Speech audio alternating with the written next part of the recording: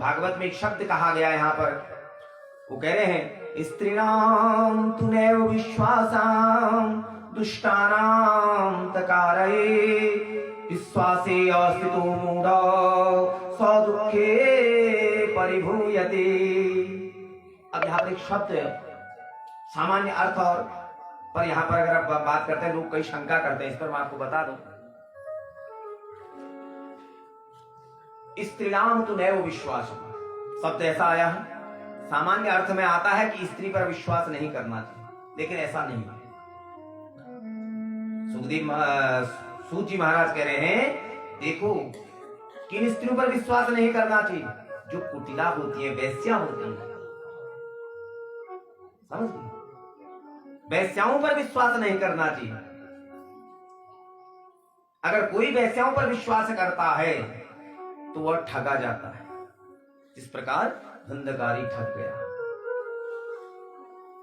दुख हो गया, वैश्याओं पर भरोसा किया तो आज मारा गया। अब ये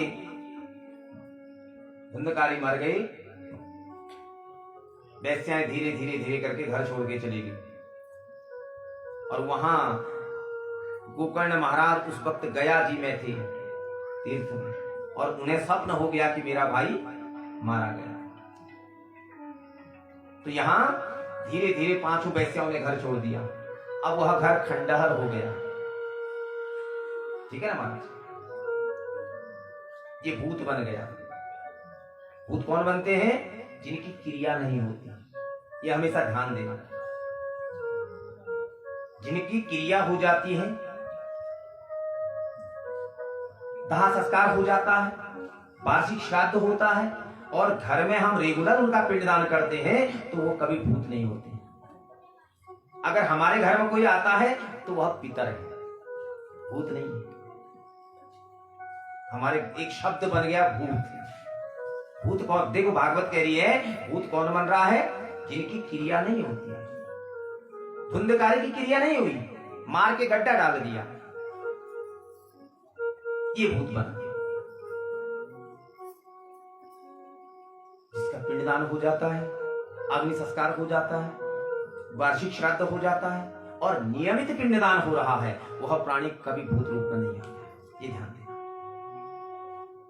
अगर हमारे घर पर कोई आते हैं, वो कौन आते हैं? हमारे पितृ देवता। क्या श्राद्ध पितरों तक पहुंचता है? इसका भी मैं आगे आपको कथा में प्रमाण बताऊंगा कि हमारे द्वारा दिया हुआ श्राद्ध पितरों तक पहुंचता है। ये शाश्वत सत्य है, इसका प्रमाण बताऊंगा मैं आपको।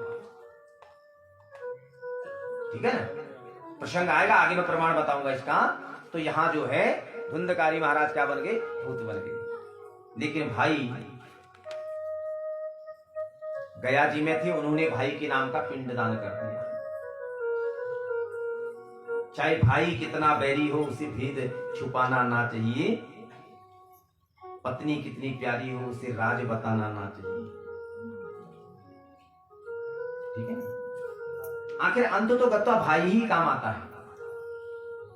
कितनी बड़ी शत्रुता भी अगर हमारे बीच में है, लेकिन काम कौन आएगा? भाई आएगा।